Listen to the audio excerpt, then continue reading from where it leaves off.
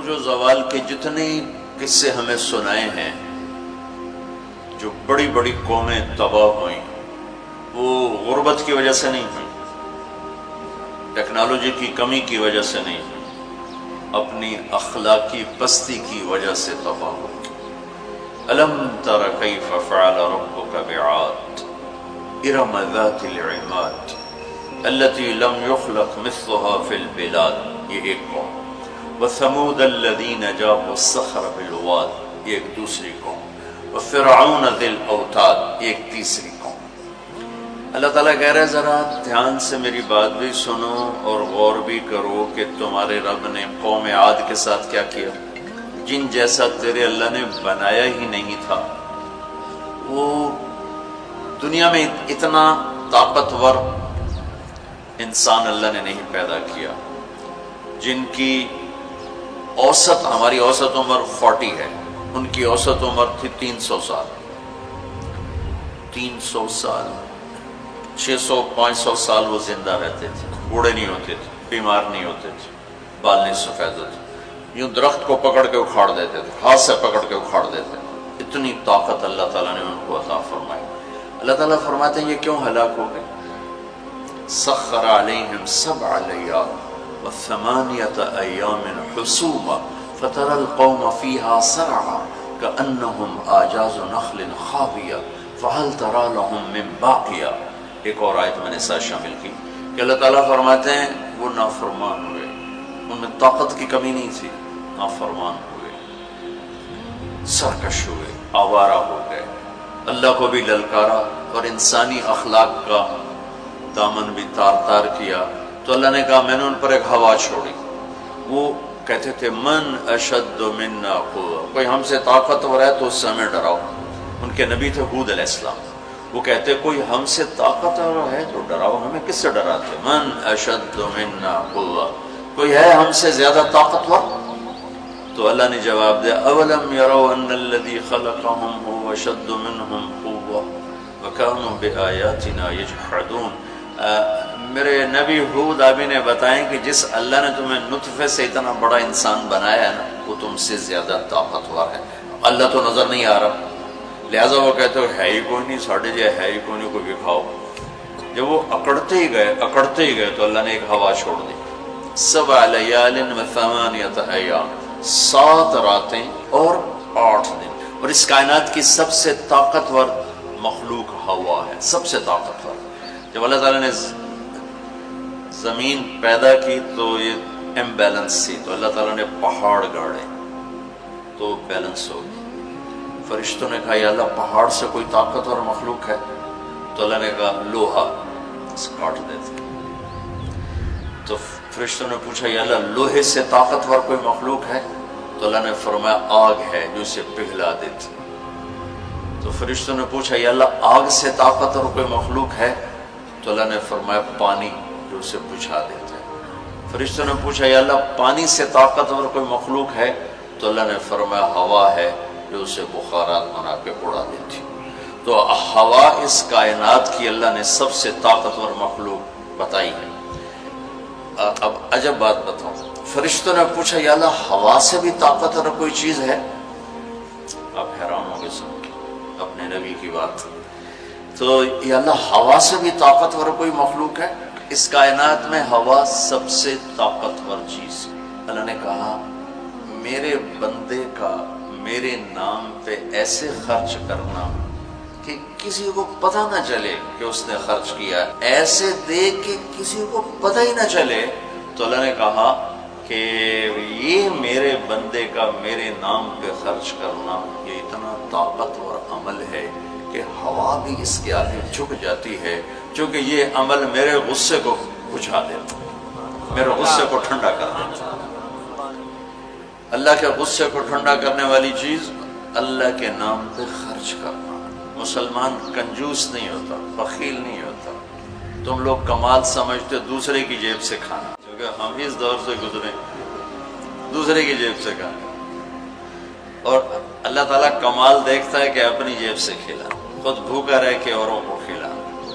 ایک دفعہ شیطان ملا کسی عابد کو، تو اس نے کہا آج جو پوچھو گے نا سچ بتاؤں. شیطان کہ اچھا ایک بتا دے تیرے یار کتنے, تیرے دوست کتنے؟ کہنے لگا 3. کون؟ کہ ایک جو غصے والا, غصہ تو سب میں ہے, جس کو غصے پہ کنٹرول نہ ہو, پھٹ جاتا ہو پھٹ جاتا ہو پھٹ جاتا ہو. غصہ سب کو آتا ہے, کھوتے نو غصہ آ جاتا ہے انسان تو انسان. غصہ آنا نیچرل ہے, نہ آئے تو پریشانی کی بات ہے. غصے کو پینا نہیں, برداشت نہ کرنا, اس سے معاشرہ ٹوٹتا ہے. تو اس نے کہا غصے والا بڑا اچھا میرا یار ہے پکا. دوسرا نشہ کرنے والا, شراب پینے والا میرا بڑا گھاٹا یار ہے. اور تیسرا بخیل کنجوس میرا بڑا یار ہے.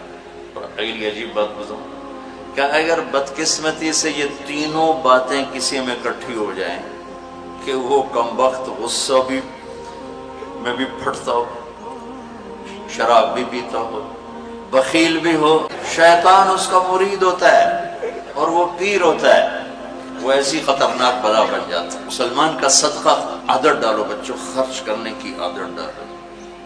سخی کا کبھی ہاتھ تنگ نہیں ہوگا, اللہ اس کو اپنے خزانوں سے دیکھا.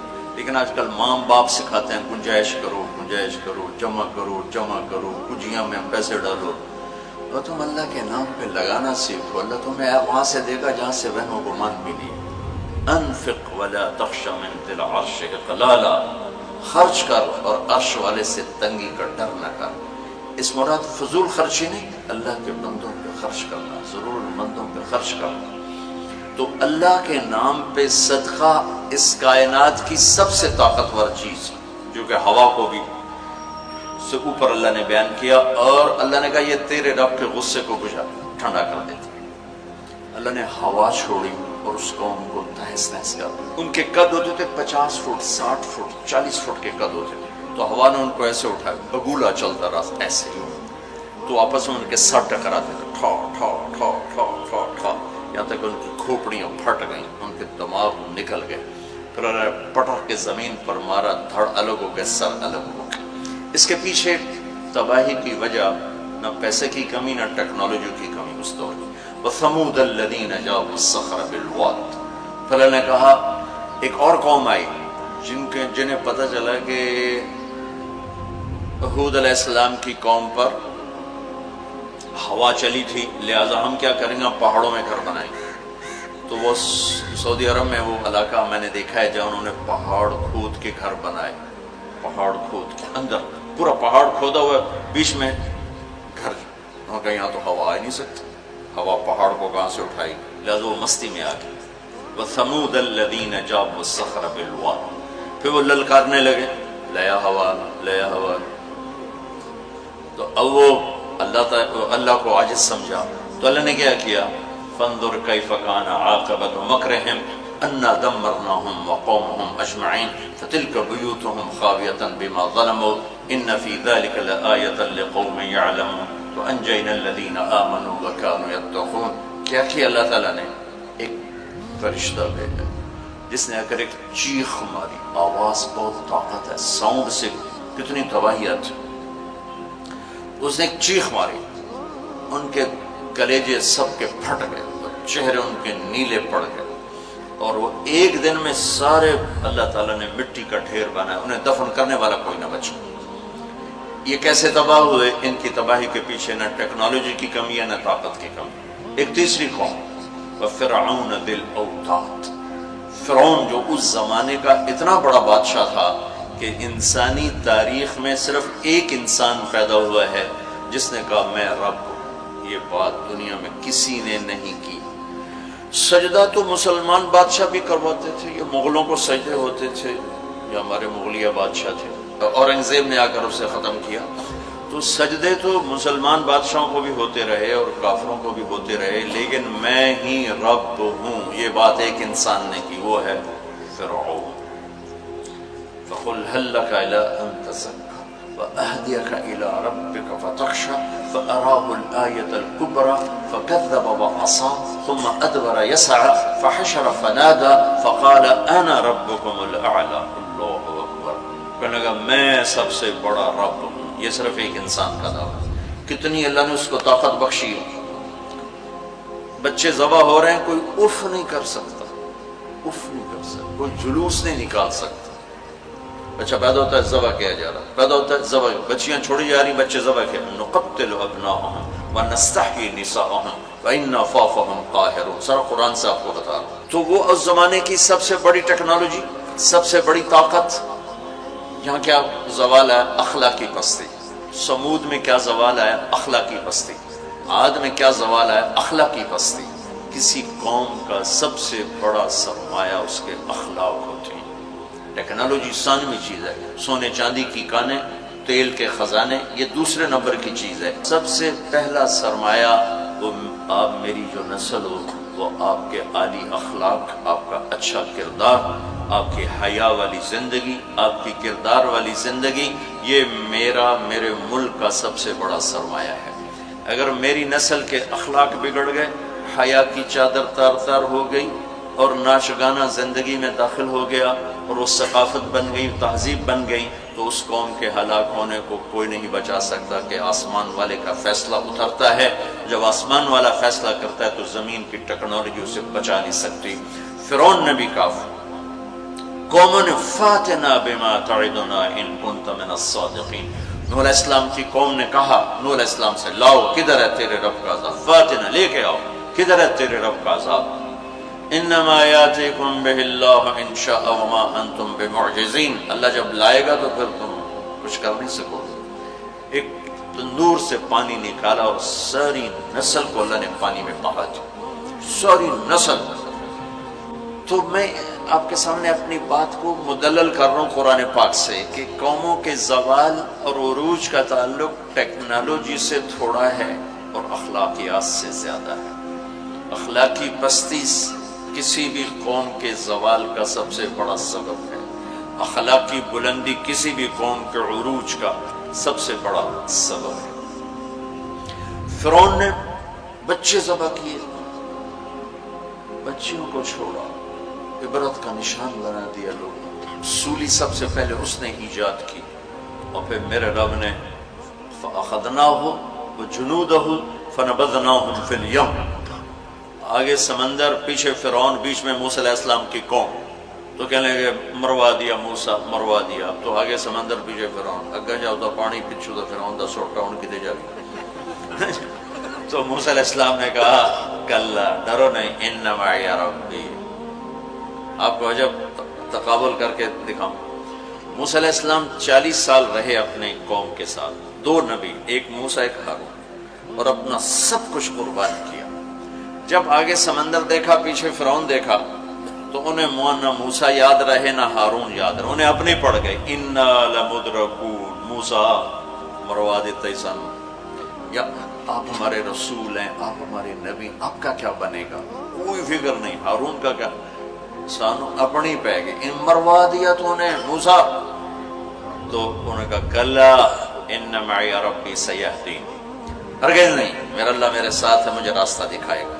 لیکن کلا میں ایک اشارہ ہے کہ تمہیں مرنا ہی چاہیے، یا تمہیں فرعون مارے یا تمہیں پانی مارے، لیکن چونکہ میرا اللہ میرے ساتھ ہے تو انشاءاللہ مجھے راستہ ملے گا، تمہیں بھی مل جائے گا، میری تو فیض تمہیں بھی مل جائے گا۔ تو جب وہ بالکل قریب آ گیا تو اللہ نے کہا فضرب بعصاک البحر، لاٹھی مار۔ لاٹھی اللہ نے فرعون کے لشکر پہ نہیں مروائی، عجیب بات، کہ پانی پہ لاٹھی مار، بالکل عقل کے خلاف، پانی پہ لاٹھی مار۔ موسیٰ علیہ السلام نے یہ نہیں پوچھا یا اللہ اب پانی تے سوٹے مارن دا کی مطلب، فرعون دے سرج مروا، کہا نہیں ادھر مار۔ فانفلق البحر فکان کل فرق کالطود العظیم، میرے رب کی قدرت کہ ایک دم اس لاٹھی سے ٹھوٹے مارتا سمندر 12 راستوں میں تبدیل ہو گیا، اور سارا پانی ایسے سیمنٹ کی دیوار بن کے کھڑا ہو، ایسے کوئی جنبش نہیں، اور 12 قبیلے تھے، 12، تو ہر قبیلہ ایک راستے پہ پانی میں انٹر ہو گیا، وہ بڑی بڑی دیواریں۔ اب ان کو پریشانی شروع ہو گئی کہ پتہ نہیں نال دیں کی حال ہے، تو اللہ تعالیٰ نے پانی کو ٹرانسپیرنٹ کر دیا، یا پہلے ہوتا ہے لیکن نظر نہیں آتا نا، تھک ہو، تو اللہ تعالیٰ نے دکھانا شروع کر دیا، وہ جا رہا ہے، وہ جا رہا ہے، وہ جا رہا ہے، سب جا رہے ہیں، جا رہے ہیں، جا رہے ہیں، سب پار نکل گئے، تو فرعون کنارے پر آ گیا، انٹر ہوا، اس کے ساتھ اس کا لشکر انٹر ہوا، تو اللہ نے پانی کو حکم دیا تو پانی دوبارہ حرکت میں آیا اور سارا لشکر اس کے اندر ڈوبا، غرق ہوا۔ کہنے لگے ہمیں اعتبار نہیں، دکھاؤ واقعی مر گیا ہے۔ پانی کی موج نے اٹھایا اور باہر پھینک دیا۔ موت کو دیکھ کے نبی بھول گیا 40 سال جنہوں نے محنت کی۔ ٹھیک ہے، ہمارے نبی ہجرت کے لیے گھر سے نکلے، جمعہ کی رات 27 صفر، نبوت کا 14واں سال اور جمعہ کی رات تھی۔ تو ابو بکر رضی اللہ تعالیٰ عنہ نے عرض کی یا رسول اللہ میں نے ایک غار ڈھونڈا ہوا ہے، وہاں چل کے چھپتے ہیں، پھر جب ہماری طلب کوئی مدھم ہو جائے گی پھر ہم نکلیں گے۔ چلو اب کبھی آگے چلیں کبھی پیچھے، کبھی ہمارے نبی کے آگے ہوں کبھی پیچھے ہوں، کبھی آگے ہوں کبھی پیچھے۔ تو آپ نے فرمایا کہ ابو بکر یہ کیا کرو، کبھی آگے کبھی پیچھے، کبھی آگے کبھی پیچھے۔ تو کہنے لگے یا رسول اللہ اخاف الرصد فامشی امامک واخاف الطلب فامشی خلفک۔ یا رسول اللہ جب مجھے یہ خیال آتا ہے کہ آگے کوئی دشمن چھپا ہوا وار نہ کر دے تو میں آگے چلتا ہوں کہ وار میرے اوپر پڑے آپ پہ نہ پڑے، اور جب مجھے خیال آتا ہے کہ پیچھے سے آ کے حملہ نہ کر دے تو میں بھاگ کے پیچھے ہو جاتا ہوں کہ اگر کوئی وار کرے تو میرے اوپر آئے آپ پر نہ آئے۔ انا لمدرکون، ابو بکر کا عمل اور بنی اسرائیل کا عمل آپ فرق دیکھ رہے ہو۔ اگلے دن اچھا ہمارے نبی پنجوں پہ چل رہے تھے، پنجوں پہ، پورا پاؤں نہیں، کہ اس زمانے میں کھوجی، جب تک کچی سڑکیں تھی یہ علم تھا، خود ہمارے گاؤں میں کھوجی تھے، کچی سڑکوں پہ پاؤں کے نشان پر چلتے چلتے سینکڑوں میل چلے جاتے تھے۔ ہمارے دادا کے اونٹ چوری ہوئے ڈیرہ غازی خان، چوری ہونا کوئی بڑی بات نہیں تھی، بیزتی سمجھی جاتی تھی اس زمانے میں، فلانے سردار دی چوری ہو گئی، تو وہ کھوجی کو لے کر چلے میاں چنو کے پاس ہمارا گاؤں ہے، وہاں سے چلتے چلتے دیرہ غازی خان سے چوٹی پہنچے، پاؤں کا نشان دیکھتے دیکھتے، اور وہاں سے اپنے اونٹ لے کر واپس آئے۔ تو میرے نبی پنجوں پر چل رہے تھے کہ قدم کا نشان نہ پڑے، لہذا جب آپ پہاڑ کے قریب پہنچے، وہ یوں سیدھا پہاڑ ہے بالکل قارس اور ایسے، جب آپ چڑھنے لگے تو انگلیاں اتنی درد کرنے لگیں کہ آپ سے چڑھا نہیں گیا۔ تو ابو بکر رضی اللہ تعالیٰ عنہ نے آپ کو کمر پہ بٹھایا اور کمر پہ بٹھا کے اس پہاڑ کو اوپر لے کر کے، کبھی اللہ آپ کو لے جائے تو آپ دیکھنا کتنا وہ اوکھا پہاڑ ہے جس پر ابو بکر اوپر لے کر گئے۔ پھر آپ کو باہر بٹھایا، کہا آپ باہر بیٹھیں، خود اندر تشریف لے گئے۔ اندھیرا تھا تو ٹٹول کے سوراخ بند کرنے شروع کیے، روڑے پتھر اس سے۔ اب سوراخ باقی تھے اور روڑے ختم ہو گئے، تو اپنی پگڑی اتاری اور اس کو پھاڑ کے سوراخ بند کیے۔ پھر بھی سوراخ باقی تھے تو کرتا اتارا اور اس کو پھاڑ کے سوراخ بند کیے۔ پھر ایک سوراخ باقی رہ گیا، وہ جس میں سانپ تھا، اس کے اوپر اپنی ایڑی کو رکھ دی۔ پھر عرض کی یا رسول اللہ آپ تشریف لائیں۔ آپ کو اندھیرے میں پتہ نہیں چلا کہ ابو بکر کے نہ پگڑی ہے اور نہ کرتا ہے۔ جب تھوڑی روشنی ہوئی، صبح صادق ہوئی، روشنی ہوئی تو دیکھا ابو بکر کے نہ کرتا نہ پگڑی۔ تو آپ نے کہا ابو بکر تیرا کرتا تیری پگڑی؟ کہ یا رسول اللہ آپ یہ دیکھ رہے ہیں سارے سوراخ تھے، مجھے خیال ہوا کوئی چیز آپ کو تکلیف نہ پہنچائے تو میں نے یہ سارے بند کر دیے۔ تو اس پر ایک دم میرے نبی کی آنکھیں بھر آئیں اور اب بے ساختہ روئے اور ہاتھ اٹھا کر رکھا یا اللہ میں ابو بکر سے راضی ہوں، تو بھی اس سے راضی ہو جا اور اسے جنت میں میرا ساتھی بنا تھا۔ تو فوراً جبریل آئے اور عرض کی یا رسول اللہ تعالیٰ فرما رہے ہیں کہ ہم ابو بکر سے راضی ہیں، وہ جنت میں آپ کا ساتھی بنانے کی بشارت دیتے ہیں۔ بنو اسرائیل کہہ رہے ہیں مروا دیا، اور ابو بکر کیا کر رہے ہیں میں آپ کو تقابل کر کے بتا۔ پھر اگلے دن قریش کا کھوجی صرف انگلیوں کو پہچانتا غار سور کی طرف چل پڑا۔ جب وہ چلے تو میرے رب کا غیبی نظام حرکت میں آیا۔ اللہ نے ایک بیل اگائی، وہ کافی کھلی جگہ ہے، بیل اگائی، بیل، اس کے شاخوں کے اندر اللہ نے مکڑیوں کو حکم دیا، انہوں نے جالا بنا دیا، ایک کبوتری نے آ کے انڈے دے دیے۔ کھوجی ٹھیک دروازے پہ لے کے آ گیا، کا پاؤں کا نشان یہاں تک۔ تو اب ابو بکر کے دل پہ کیا گزر رہی تھی وہ قرآن بتاتا ہے، بنو اسرائیل کے دل پہ کیا گزری قرآن نے کہا انہیں اپنی پڑ گئی، اپنے نبی کی بھول گئی۔ لیکن جب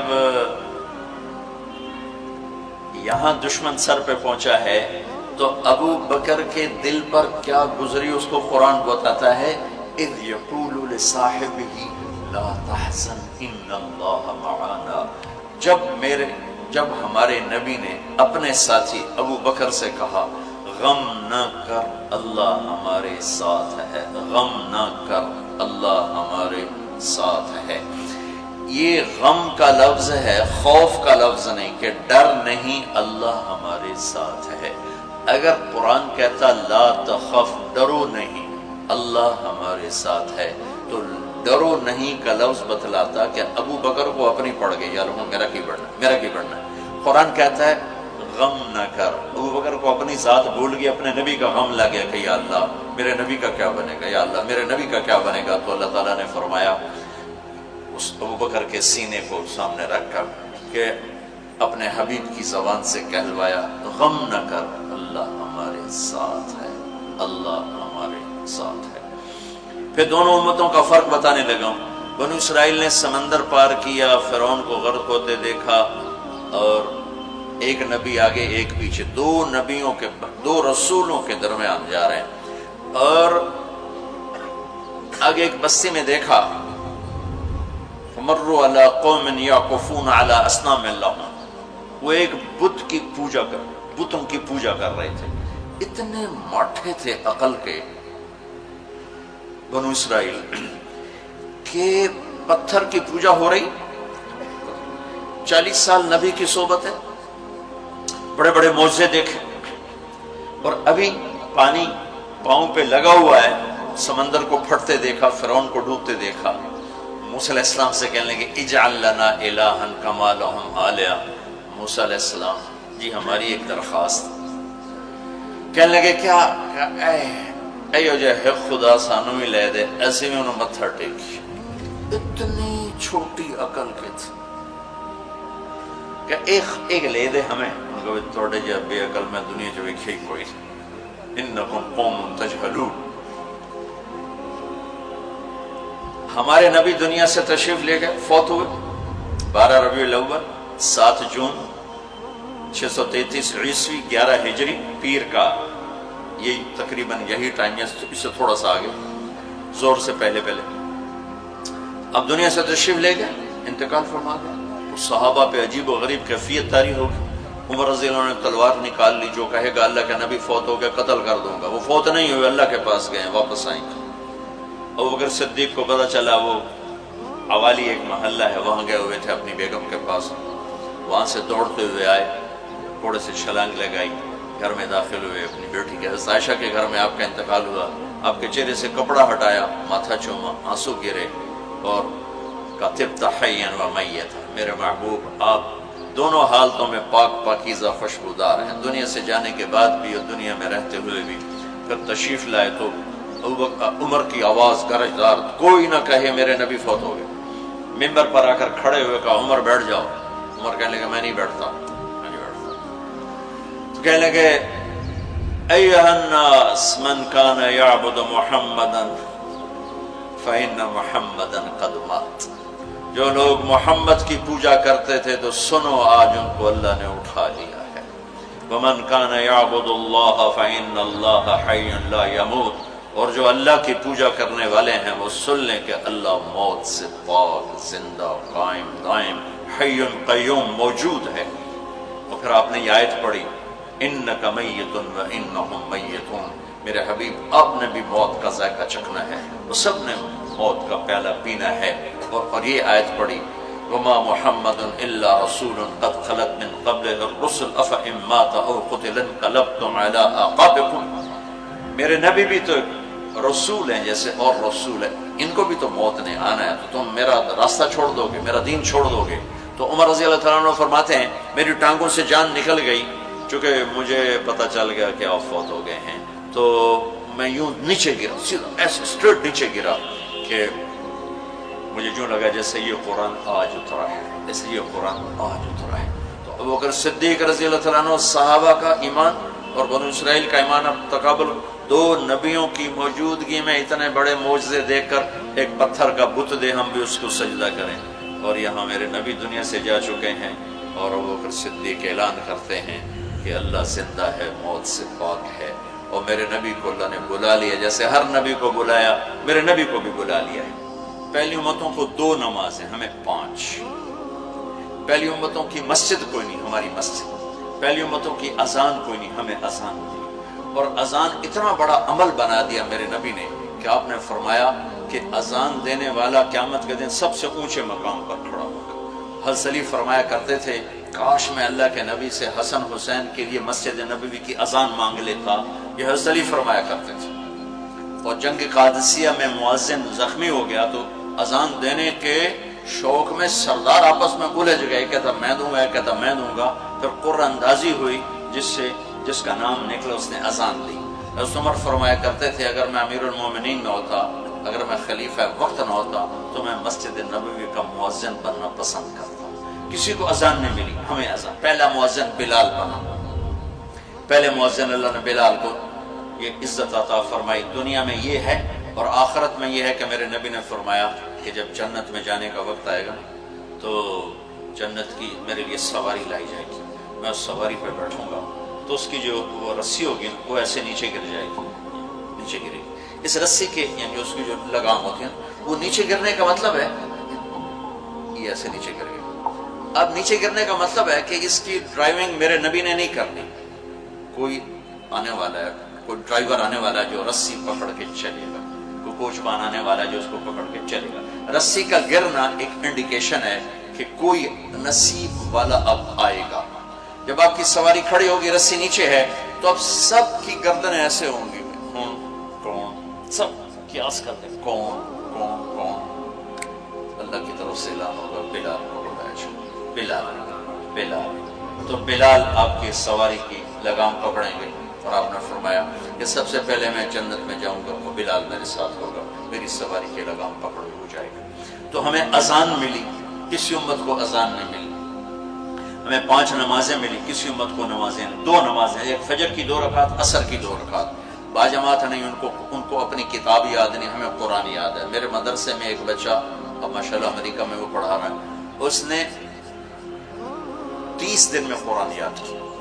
صبح یاد کرتا تھا، شام کو تراویح میں سناتا تھا۔ میرے مدرسے کا بچہ صبح بیٹھ کے مغرب تک پورا سپارہ یاد کر کے اور عشاء کو تراویح میں سنا دیتا تھا۔ اللہ نے میں ایسا قرآن دے دیا کہ 1 مہینے میں بھی یاد ہو جاتا ہے۔ 3 دن میں بھی ایک بزرگ نے یاد کیا، 3 دن میں قرآن یاد کیا۔ اللہ نے ہمیں قرآن کی دولت عطا فرمائی، پڑھنے کے لیے 5 نمازیں عطا فرمائی، تہجد کی نماز عطا فرمائی، اوابین کی نماز دی، اشراق کی نماز دی، چاشت کی نماز دی۔ نماز کے کتنے دروازے کھول دی۔ اور میرے نبی کی آخری نصیحت تھی میری امت نماز نہ چھوڑنا، نماز نہ چھوڑنا، نماز نہ چھوڑنا۔